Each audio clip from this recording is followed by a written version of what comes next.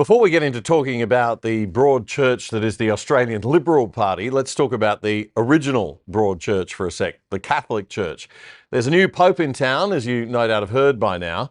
And why does this matter, you're asking, if you're not Catholic? Well, because the Catholic Church is the biggest and foundational church of Christianity. And Christianity still sets the moral and cultural tone and agenda of the modern Western world, much to the concern of Marxists. Sorry, kids. So all eyes were on this conclave to elect the new pope because Pope Francis was considered one of the most progressive, and not in a good way, popes ever. The new pope, Leo XIV, was Cardinal Robert Prevost. He was born and raised in Chicago and is the first American pope ever, but he's also a citizen of Peru. He's a dual citizen, which makes him the second Latin American pope too. Francis was Argentinian. He's not new to the Vatican or Rome. He's been working there since 2023, brought in by Pope Francis to a top administrative role. So is he progressive or conservative? That's what a lot of people want to know. And the answer is that he's progressive. He's already made it clear that he's into synodality, which is the democratization of the church, having lots of conferences and talk fests and debates and discussions globally about moral issues. Pope Francis even had a synod of synodalities, a big corporate-style gab fest. Many accused Francis of muddying the waters on moral issues like LGBTQI stuff, DEI, climate change, female priests. He even tried to ban the traditional Latin Mass from being said. And this greatly concerned conservatives. So it's not a great sign that Pope Leo will continue all that, or he's saying so. However, conservative commentators say there are some positive signs. The choice of the name Leo is one. Leo XIII, his predecessor in that name, was a 19th century pontiff who was very conservative. Also, the new Pope Leo appeared on the balcony after his election in the traditional red, majestic garb of the church, something that Francis shunned, and this might be a sign of a more traditional conservative-leaning approach. These symbols are important. The red garb symbolises the sacrifice, the blood, the giving of one's life to the new role. And they say when a man becomes pope, he becomes a new person. We do know that the Catholic Church is in financial trouble, and there was a feeling among cardinals that an American might help on the financial side of things getting things in order for the church. But the important thing to remember is that the church is not the institution, it's the people in it. The 1.4 billion Christians who call themselves Catholic. All right, back to things Australian and things conservative. This week we are joined by three very wise gentlemen with very solid and sound ideas about what went wrong for the right side of politics in the election on the weekend and where things need to go from here. In the studio we have Professor James Allan from the University of Queensland Law School, Graeme Haycroft, founder of the alternative non-left-wing professional associations known as the Red Unions, and a man who has had a long history on senior committee roles within the National Party and the LNP in Queensland, and the founder of NatCon, the National Conservative Institute of Australia, and lawyer Dan Ryan. Welcome, gentlemen. It's good to have you all here. What I want to do today is take each of your recent musings and writings and ask you to elaborate on them one by one, and we'll discuss each. So we'll have 10 minutes or so focused on the ideas pretty much of each one of you. Professor James Allan, we will start with you, sir. Your article in The Spectator this week is headlined, "Why the Libs Lost? Is the Broad Church Too Broad?" And you write the following: "What Anglosphere country presently offers right-of-centre voters the least hope of change? I don't think there's much debate that the answer to that is Australia. A Liberal Party that had every opportunity to romp home in last week's election instead imploded and was crushed by an Albanese-led Labor Party, one that had seen living standards drop almost 8% in its first term, that spent far too little on defence, that had been humiliated in its voice referendum to entrench racial division, that despised free speech and half welcomed pro-Palestinian activists who gave more than a few signs of being anti-Semitic. That had opened the floodgates to over 1 million immigrants, causing house prices to soar. That was in the full-on embrace of climate change zealots, worshipping the altar of impoverishing net zero religion, that oversaw tanking productivity, ever-worsening education results, mushrooming power bills and public servant hires, and that had Australia on a course to hit a national debt of $1 trillion and deficits as far as the eye can see. That was the Albanese Labor Party that our supposedly conservative coalition not only failed to defeat, but by running such an emasculated, incoherent campaign, allowed itself to be crushed by. I wanted to read that first part of your article. I was trying to be nice to them, Yeah, to the libs. yeah. I mean, that's about the nicest things I could say about the libs. It was so terrible, their campaign. Well, but you laid it all out there. Like every single, you couldn't have a more, an easier target to beat, right, James? Well, look, they died on their knees. It would have been much better, in my view, if they just said, we're going to do three things. We're going to pull out of net zero. We're going to slash immigration. I mean, they offered 100,000 cut over 5 years. I mean, it was nothing. Labor let in 1 million people in 3 years. They could have gone and said, we're going back to John Howard levels of immigration. And so they could have done that. They could have fought in the culture wars. The party is riven. And I am deeply disappointed in Mr. Dutton because he just allowed himself to be taken over by the backroom sort of focus group driven campaign advisors. I think in early April, I was calling for them all to be fired. But look, my basic view is, if anyone's seen the old Seinfeld show, there was an episode once where George Costanza was doing so many things wrong in his life that he just did the opposite of every instinct he had. Opposite George. Opposite George. If the campaign had just been opposite George and done the opposite of everything they thought, they would have probably won. I mean, it was that bad. Yeah.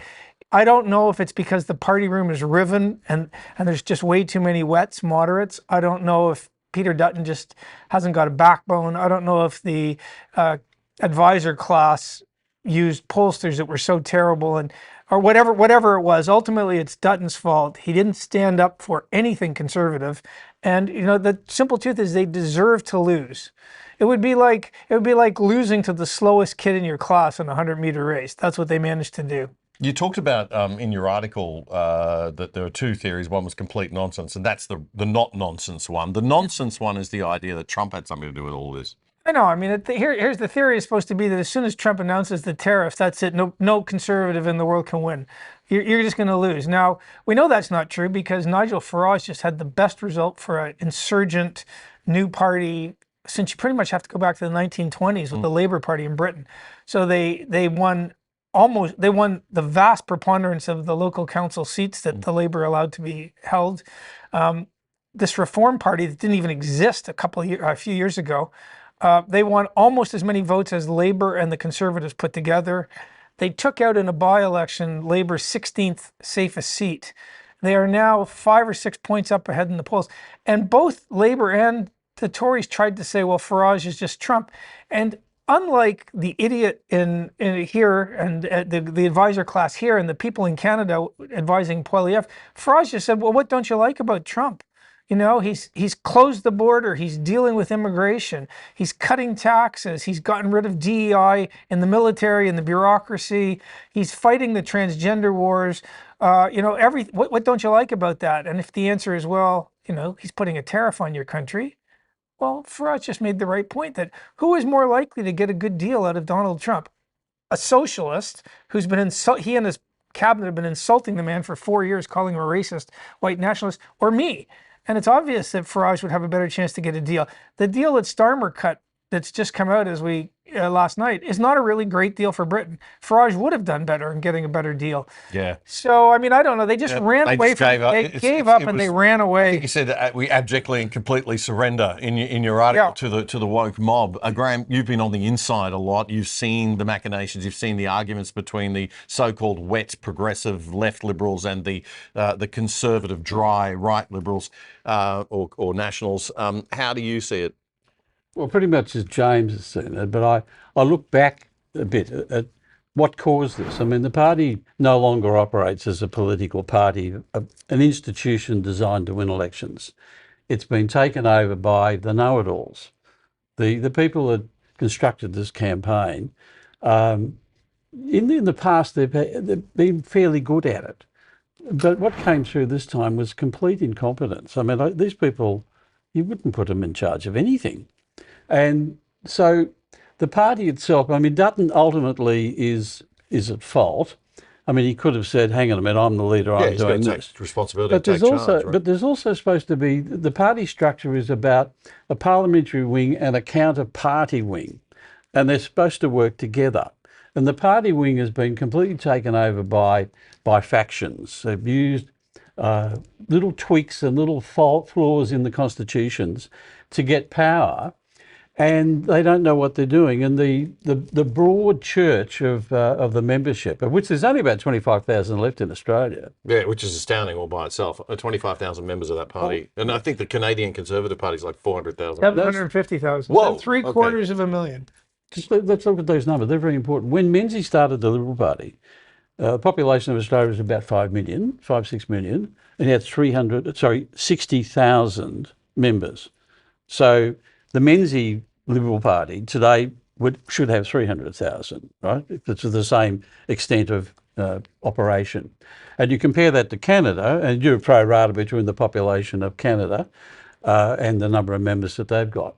You come back to about, between 300,000-400,000. So the proper level of a Conservative Party membership, if it was a proper party, and the members had something to do and say, then would be about 300,000. At present, they're 1/10 of that. My Red Union group is almost bigger than it turns over all my money, and we're actually conservative, I might say, which is more than you can say from the Liberal Party. We're bigger than them. Yeah, so they have. The members have been excluded from the process, and not surprisingly, they've moved off. They've gone to One Nation, they've gone to myriad of other little smaller parties. After the break, I want to dive deeper on your theory in a moment. Dan, just quickly from you, we do have to go to a break, but your initial thoughts on what happened Saturday and why? Well, let me think of the aftermath, because what's clearly not the solution, which has been proposed by many, is to look to the UK and try and David Cameronize the party. I mean, that is the worst possible solution. Make it on offer. centrist, yeah. Oh, well, we'll do more. Left. Do more than that. Already left. Yeah. But because these guys, they promoted a solution, but they haven't picked up a British newspaper lately, because the British Tory party got decimated last time. And now their leadership, which is always not fantastic, but they've come out against net zero. Their leader, a woman, can define what one is. They're against, mass immigration. If they can say it, why can't the Australian Liberal Party say that? None of those things were said in a clear and explicit way in the lead up to the last election. That's what the election should have been about. That's what future elections will be about. If you want to go back to David Cameron, which no one in Westminster today is proposing as a solution, and use that as the model for Australia going forward, you'll have double the catastrophe that you saw on Saturday night. All right, that ends our first segment. If you are watching in segments, go to episode 410 of the show and watch the full show. We'll be back in a moment.